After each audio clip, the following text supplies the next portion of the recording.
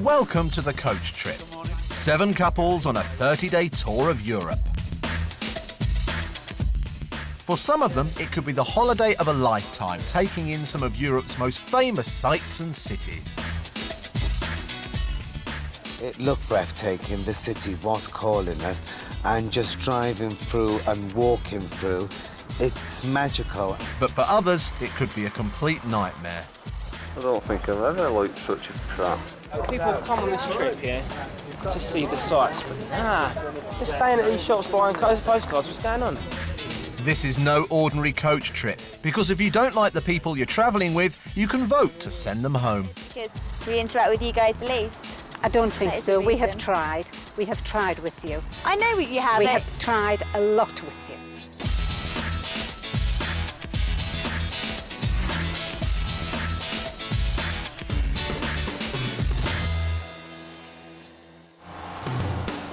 Currently travelling on the coach trip are Trevor and Paul. At the moment, it's probably a bit of a laugh. I think if we continue the same jokes, which we do tend to do, it's getting to the annoying stage. Barbara and Pete. I mean, if you go in the bus toilet, you'll find probably there's about €3 in there, because Barbara leaves 50 cents every time she goes in. Eden and Angela. That's the best thing that ever happened to me, meeting Eden, because I've learned so much from him, and he's learned so much from me. Bob and Pasquale.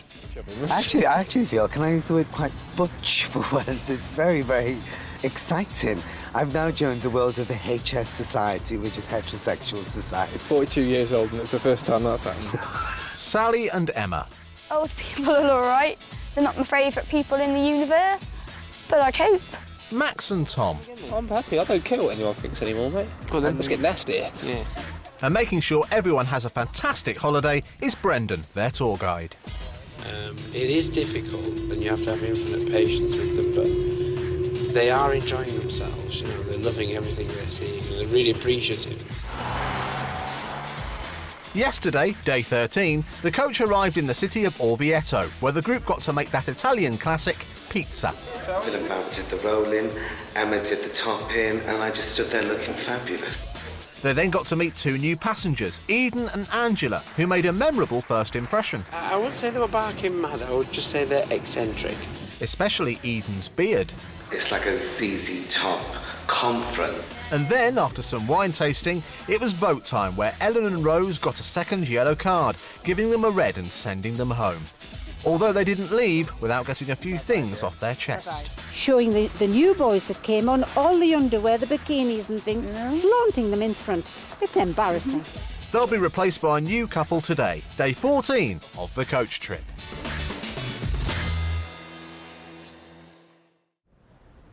It's 8:35 a.m. in Orvieto. Today the coach is heading to Rome, and tour guide Brendan will have the daunting task of taking the group through Italy's bustling capital, so he's up early, ready for the day ahead. Unfortunately, last night, the younger members of the tour, Tom and Max and Sally and Emma, were up late. And this morning, the manager of the hotel has complained to Brendan. Oh, he's lost a screw, is that Portero. He was going to throw Sally out with Emma, and then he started on Tom and Max. So it's time to interrogate the culprits. Hola! Are we decent? Of course we're decent, mate. So what was the noise about yesterday? I don't know if everyone was having a bit of a party in our room, Ben. Well, you know you don't party in hotels, do you? Morning, girls. You decent? Good morning. Right. All your luggage needs to be down at reception 8:15, because there's a lorry taking it down to the coach. Okay. Okay, and you were quite noisy as well yesterday. There were complaints. I did nothing. Well, there were complaints. To be fair, Brendan, I did go to bed. Where? Here? No, I went in Sally's room. So you slept in Sally's room? I won't ask. But there's one last youngster on Brendan's list, Max. Have we apologised to the Portero for all the noise you made last night? No, it was just the mice, was it, Max? And the coach finally gets away on its 76-mile journey to Rome. It's only a short journey on the coach this morning, but there's enough time for Max and Emma to explain exactly what was going on last night. Tom ended up staying in Sally's room, and Emma ended up staying in my room. Good stuff. As the bedrooms are. There's 2 single beds just like that. That's it. I had a bed, Max had a bed. So Emma and Max spend last night together in the same room. But unfortunately for Max, it looks like nothing happened. I'll be honest, I was trying to bend one in and that, but she won't let me none of it, you know. Not interested in Max. In any way, except as friends. Yeah, I'm getting a bit frustrated now, you know, it's been a while. Max is also trying to repair his relationship with Pasquale, which was in jeopardy after yesterday's Italian lesson. Max said the word to Tom, said, say this to Pasquale. The word was frojo, which means Pasquale queer, Pasquale faggot. But only time will tell if Pasquale has forgiven him. Another pair that have caused some coach controversy are new arrivals Eden and Angela, or to be more specific, Angela's eating habits. Angela, you like your food, love? It's my breakfast. I'm finished. You're not still on breakfast. She does. You had your breakfast, and I didn't have time to finish it. And what is that you're chewing on, my princess? A little biscuit and some yogurt. A little biscuit. I do have a spoon somewhere. Eden and Angela are on the phone. I just witnessed something that included Angela, a yoghurt pot and some bread.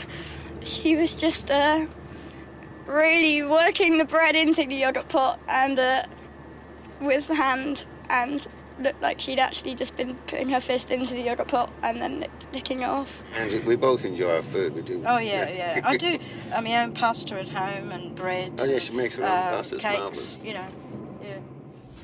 And as Angela consumes the last bits of yoghurt, the coach arrives at the Italian capital.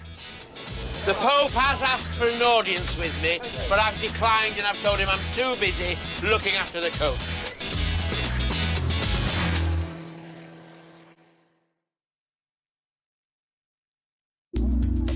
At nearly 3,000 years old, it's easy to see why Rome is dubbed the Eternal City. With a vast abundance of breathtaking churches, piazzas, monuments and fountains, Rome seems to embody the word history. Within a short stroll of each other lies a host of spectacular ancient Roman sites, such as the Roman Forum, the Colosseum and the Pantheon.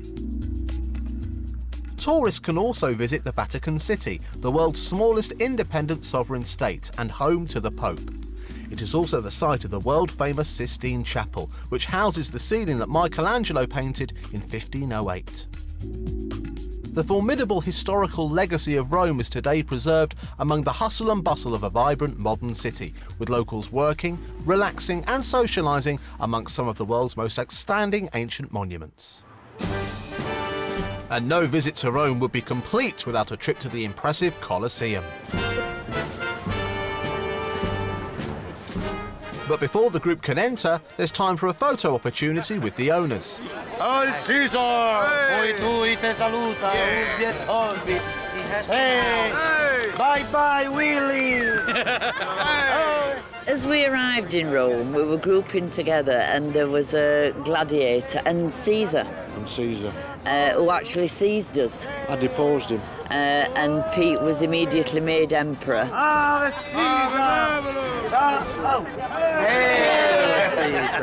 And donned gown and sword. Yeah. And there we were, taking over. So, great entry to Rome. Thank you. Thank you. Ciao, Augusto. Sally and Emma have caught the attentions of some older Italian men, although Max and Tom don't seem bothered because they've spotted an Italian woman. Bella. Oh, bellissima, mate. Sword, Bella. She's a bit strange. She's fit, mate. I don't know if she's that fit, it's just her legs, mate. Bloody hell, I tell you. Shut up, mate. I'll tell you, mate, I would do anything for that, mate. For his legs? Yeah. She got me as Viva well. l'uomo femmina, viva abbasso il macho. She's actually saying thumbs down to men. She wants women to be in charge. No women. Women in the kitchen. Kitchone. If women were in charge, who would have built the Colosseum, mate? That's all. That's enough said. Yeah, that's it. That's all he's going to say. So thumbs up for their first stop, and it's time to explore one of Rome's most famous buildings.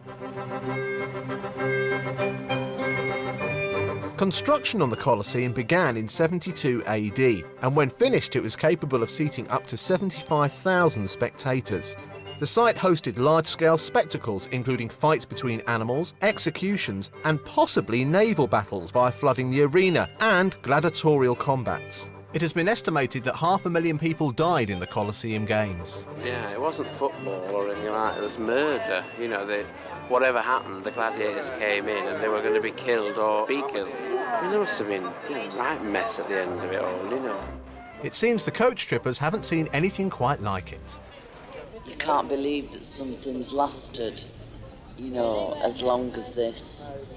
The history that's gone with it, it's just magical, really. It's just incredible, isn't it? Like I say, you see the pictures of it, but just to be there, just you can almost see the lines running around, can't you, in the whole business. Yeah. But not everyone's impressed. I thought it'd be a bit bigger, but I remember it being bigger. It's still amazing. We've got a little bit of rock to take with us, so. Yeah. It's not as big as I went when I... Maybe you were younger then, that's probably why. And the Romans would have definitely given the thumbs down to the spectacle Trevor and Paul are about to produce. They have decided to show off some souvenir pants they've bought, inspired by Michelangelo's David. I like to think prettier things crawl out of cabbages, and believe me, that's not pretty stuff. I would have been sort of like a Roman who would have had these two killed immediately by lions. I think you would have had a pink toga. The coach trippers are wowed by their Colosseum visit, but with a tight timetable to stick to, Brendan rounds them up for lunch. And even Eden and Angela managed to be at the meeting point on schedule. So they're here, all present and correct, yeah, which I'm really surprised about. And on time, more or less. Good. Coming up in part 2, Sally eats something that doesn't agree with her. I threw up, said Meal. Then my throat went, and then I went, Pasquale eats into Max at Rome's Trevi Fountain. Max was just sat in the corner. I said, look at this breathtaking view. And he arrogantly turned around and said, well, I've been here 14 times. Well, off back home then. And at voting time, the youngsters get eaten alive. I don't see how you can laugh at it, love. What you did could have jeopardised everything.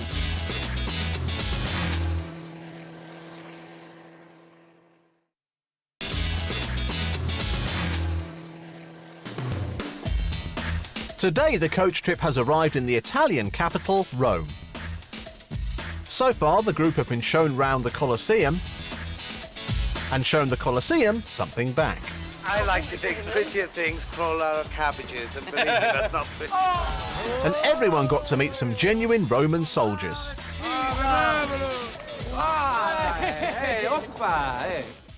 So after a busy morning sightseeing, it's time to sit down for a well-earned lunch. Unfortunately, the meal turns into a bit of a disaster for Sally. When we got to the restaurant, they served us 2 dishes. The first dish was pasta, and it had almonds sprinkled on top. And I must admit, I even thought it was cheese.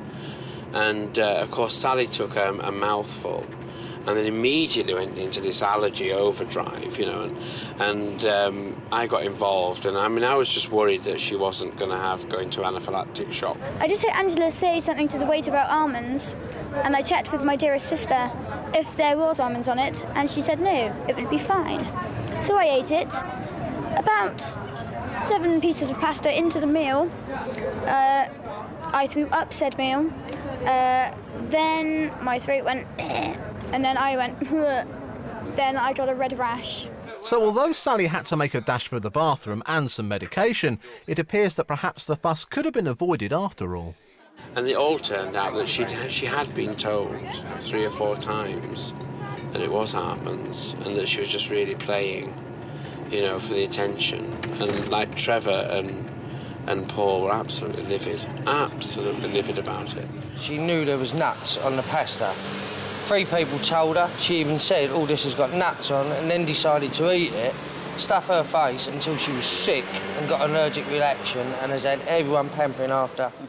And Pasquale, who's not Sally's biggest fan, seems to think it's all an act. Miss Oscar nomination. She ate the pasta with the nuts and automatically had an allergic reaction, had an antihistamine gel, her throat was on fire, her tummy was hurting, her face was getting red, and she was singing and singing and singing. And at one time, someone turned around and said, "Is there any request?" And I wanted to shout out, "Yes, a bag of nuts." For Sally.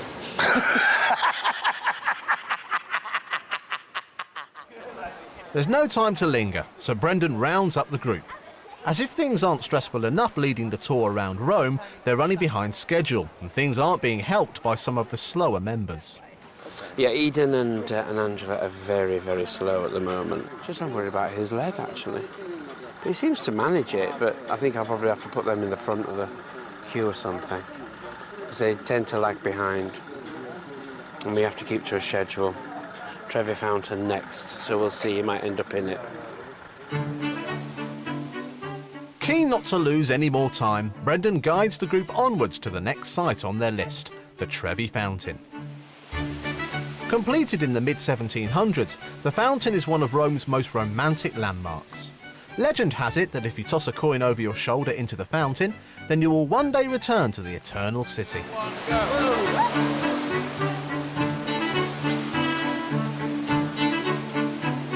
Right, go. That's it. Perfect harmony. Angela had considered staying on the coach rather than visit the fountain, but it looks like she's pleased she made the effort. She was just a bit sleepy. I was a bit sleepy. The Beano got to her at lunch. Anyway, when I heard the bus going, I said, because I asked him if he was going to stop there, he said yes. So as soon as I heard him go, I said, "Oh no, you have to let me out then." But despite the beauty of the fountain, Tom and Max seem happy to sit this one out. The 10th time, don't think we're smoking. Mum's not going to like it. As far as Pasquale's concerned, Max and Tom's recent behaviour is pushing their luck. Basically, Tom and Max feel that they have become celebrities. They think they are the Madonna, the Mariah Carey of the show, whereas as far as I'm concerned, they're more like the Cannonball has-beens. They're arrogant, they're disrespectful. We got to the Fontana di Trevi this afternoon, and Max was just sat in the corner. I said, "Look at this breathtaking views," and he arrogantly turned around and said, "Well, I've been here 14 times. Well, off back home then." Well, now might be the perfect time to send somebody back home, as Brendan leads the group off for today's vote. On Coach Trip, the passengers' holiday will continue for as long as they remain popular with the other travellers. Because on this trip, at the end of every day, each pair vote privately for who they want off the coach. Whoever gets the most votes is awarded a yellow card. If they are given a second yellow card during the trip, they are sent home to be replaced by a new pair. Brendan gathers the group together to hear the results. Well, good evening, ladies and gentlemen. Here we are in a very wet Rome, so we've had to do our vote this evening inside. The couple who are supposed to be here this evening are arriving late, so with 12 of you, that's still enough to actually incorporate a vote this evening. The couple who gets the most votes this evening will get a yellow card. And may I also remind the group that Trevor and Paul already have a yellow card, and if they get another yellow card this evening, it will mean a red card, and they will have to leave the group. Sally and Emma are the first to vote. Today we've decided to vote for Eden and Angela. It's not a personal thing against you guys. Our reasons are that we thought Eden might struggle a bit with the itinerary because there is a lot of walking and it is a very hectic schedule. He's 59 and she's 56. They seem like well old. They do not seem that young at all. They seem totally older than their years. Plus, by that age, you should learn to actually eat properly. Without using your fingers to eat yogurt. Unfortunately, yesterday I did receive apology from the two people who I'm voting for, but they made a certain remark which I took offence. I will not disclose what was said, but tonight I'm voting for Tom and Max. Thank you for your apology, but I really have to throw the vote your way. Tonight, Peter and myself are voting for Angela and Eden. The reason we're voting for you is we feel that you have struggled today with the speed that we move around, and unfortunately we feel that you will struggle with the tour as it goes. Unfortunately, we're going to vote for Sally and Emma. And it's a truth vote for one reason, Sally's stupidity earlier. I don't see how you can laugh at it, love. What you did could have jeopardised everything. You knew it had almonds on it, you spoke about it beforehand, and that was just stupid. You can't just go seeking attention doing something stupid like that, love. I'm sorry. Attention seeking? I don't attention seek. If I knew... So you admit then you knew there was almonds on the pasta? That's not attention seeking? No, I thought there was almonds on the pasta. You didn't think to check first? No, I asked Emma. I asked Emma if there was almonds on it, and she said no. I certainly wouldn't have eaten it. Sorry? Emma, speak be up. truthful here, please. She did ask me if there was almonds on the pasta, and I did say, no, it's probably cheese, to be honest. She did hear other people saying there was almonds on it, yeah. She did hear. But I did say to her, I thought it probably wasn't almonds, because I couldn't see why they'd have almonds in Please pasta. don't do anything stupid like that again. I won't. Thank you. Don't want to rash again. Yes, tonight we're voting off Trevor and Paul. The reason is Trevor is always making funny faces and jumping up and down, and it's annoying some people, so this goes on continuously. So I'm sorry about that. Glad Tonight, myself and Max are going to be voting for Angela and Eden. If I'm honest, I don't really like watching Angela eat. It's not that much of a pleasant experience.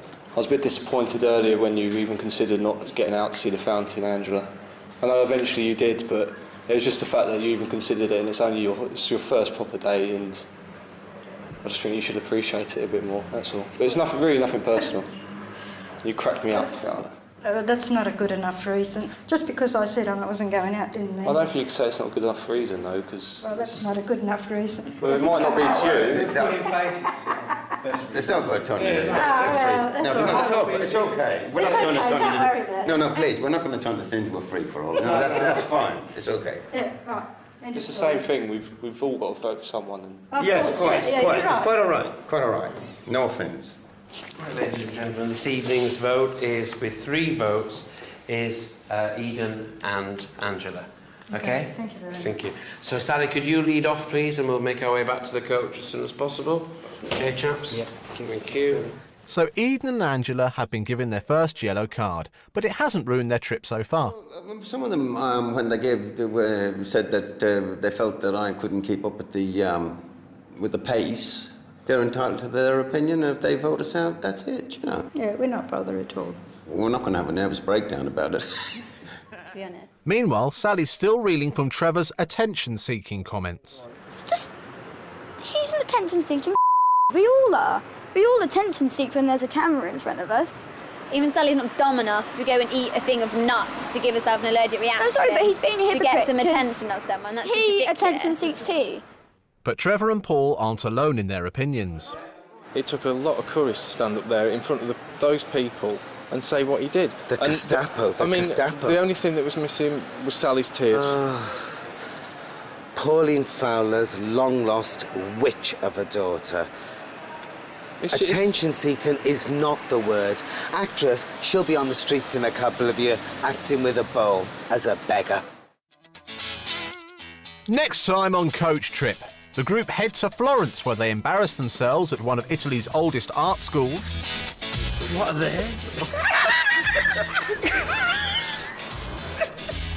Finally, the 2 new arrivals turn up.